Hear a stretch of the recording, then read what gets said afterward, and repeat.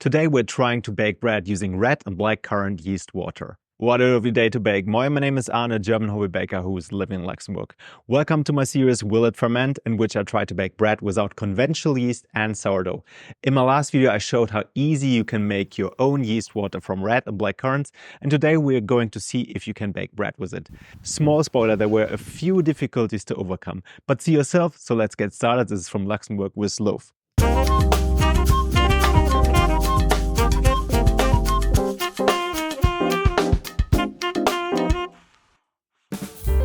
The evening before we start baking, we prepare our Poolish. Actually, there are two methods how to use yeast water in bread, and Poolish is basically a pre-dough. For a Poolish, you can easily combine yeast water and flour, and this will then be fermented overnight. Poolish is a liquid starter that can be found, for example, in a lot of French recipes, like for baguettes. For this recipe, we need 40 grams of flour as well as 40 grams of yeast water.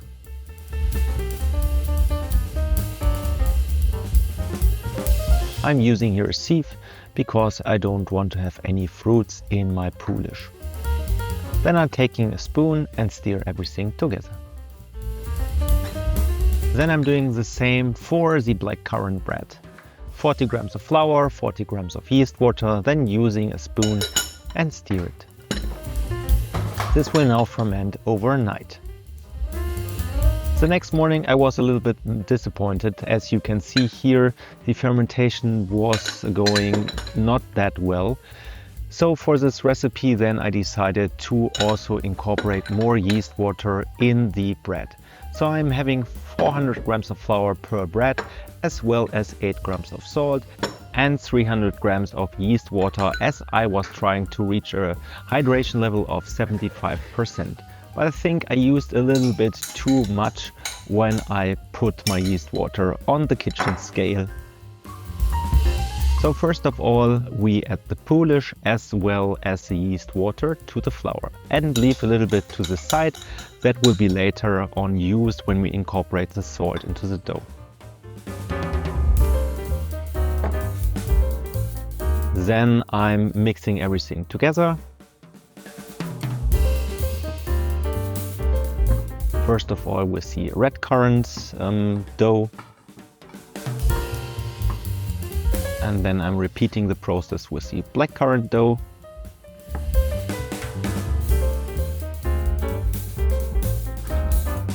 And then I'm using my hands for the last 1 minute. This will be left at room temperature on the countertop for 30 minutes.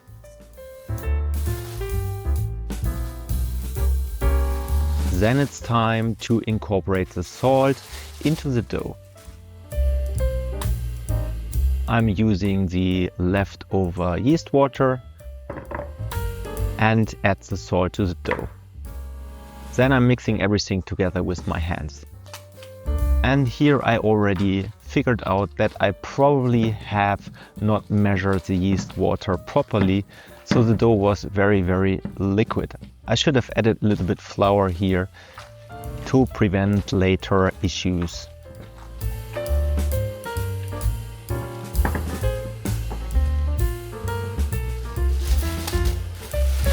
After 30 minutes, it's time to do a first set of stretch and folds. Therefore, we wet our hands and then we try to pull the dough from the one side to the other side. And then we rotate the bowl and we repeat that for 8 to 12 times.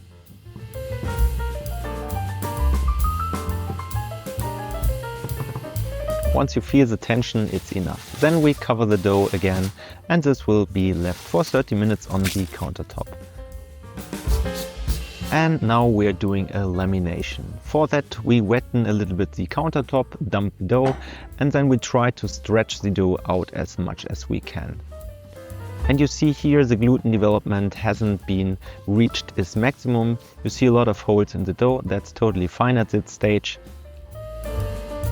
And then we roll the dough up again.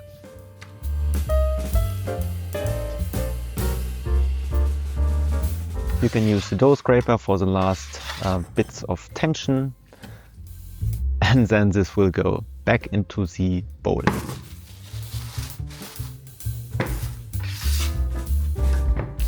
We repeat the process with the blackcurrant dough.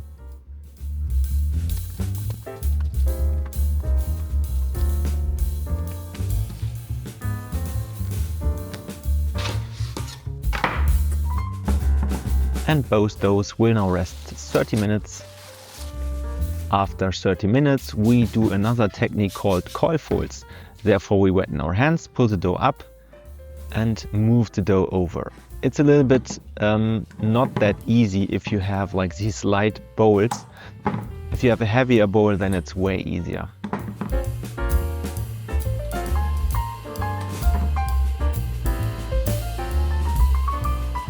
And we repeat the process for the blackcurrant dough as well.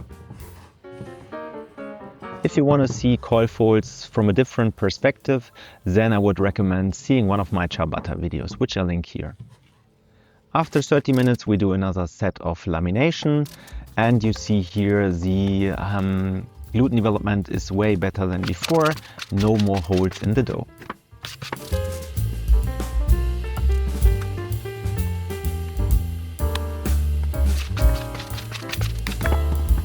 The dough will now ferment for 3 to 4 hours, and once you see some bubbles on top, that's fine, then the dough is ready to be pre-shaped. We flour our countertop and then dump the dough on it.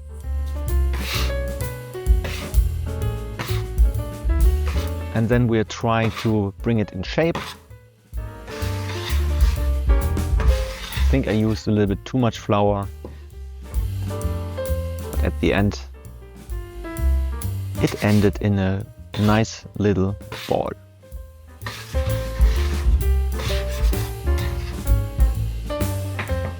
This will now ferment for 30 minutes.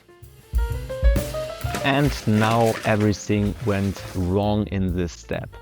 As I already said in one of my previous videos, I'm not really good in bread shaping, and I proved that in this video as well.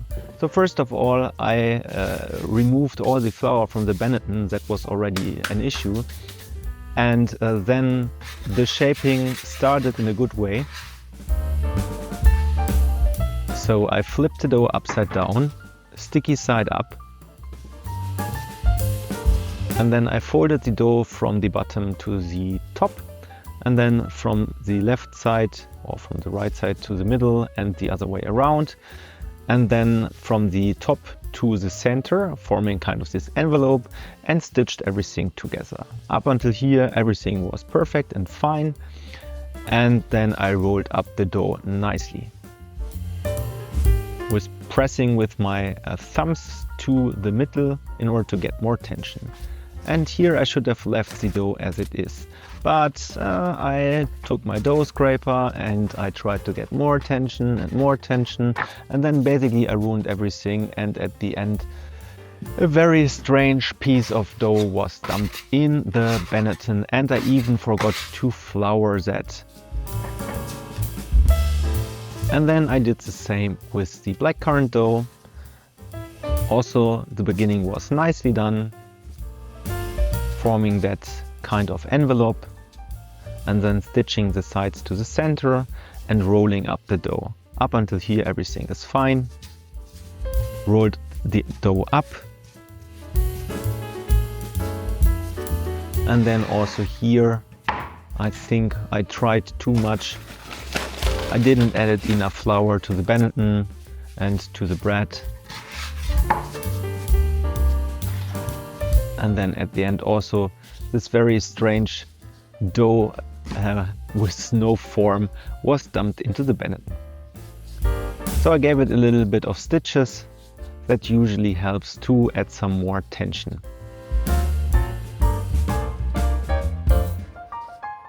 And then I did the same with the red currant dough. I covered it, and that went into my fridge overnight. I wanted to try something new with my baking oven, so I introduced this silicone tube in order to steam the oven when the door is closed. So then it was time at the next day to dump the dough onto some parchment paper. And I'm using usually this pizza steel that is really helpful when I rotate the Benetons.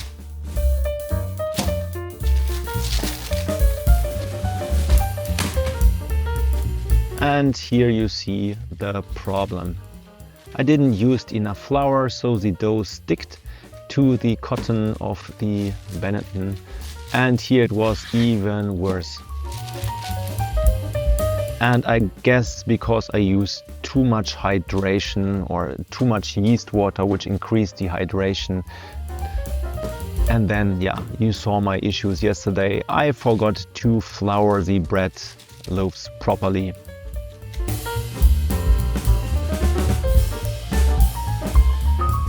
So it was kind of a mess to unstuck that.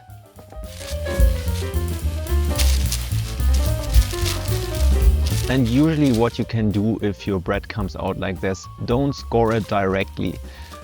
Put it in the oven for 5 minutes and then get it out and score it. And then you place it back into the oven, add some steam. I was ignoring that here. So that went into the oven for 20 minutes at 250 degrees Celsius at 482 degrees Fahrenheit. And I added the steam, which worked out quite nicely. And then after 20 minutes, it was time to reduce the temperature to 220 degrees Celsius, that's 428 degrees Fahrenheit, and it baked for another 25 minutes. And at mid-bake, it already looked quite nicely, way better than I would have expected. So after 45 minutes in total, I took the breads out of the oven and they looked a little bit flatter than expected, but the sound was really nice. And the smell really gorgeous. Very fruity aromas. The breads will now cool down and then it's time to have a look inside. So let's cut the bread. Oh, you already have that nice smell of fruity aromas in the air and doesn't look that bad. I have to admit, it looked really good in my opinion. And here for the blackcurrant bread, it's even more crazy. The color is in this little red tone and the smell is really like black currants. It's impressive. So enjoy some more impressions of this bread. Which one you like more? Write me a comment below the video.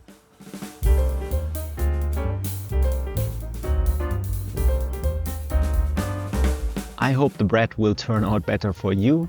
Enjoy! I hope you enjoyed this video. A lot of things went wrong, but I have to say that in the end the taste won me over. Both breads have super fruity aromas. My favorite is the yeast water from the blackcurrant. This has an influence on the color and you can smell the fruit even after baking. What kind of yeast water breads you have already baked? Leave me a comment below this video. If you want to support me and my channel, please like this video, subscribe to my channel and turn on notifications so you don't miss my next videos. I wish you a great day, Eddie, and goodbye.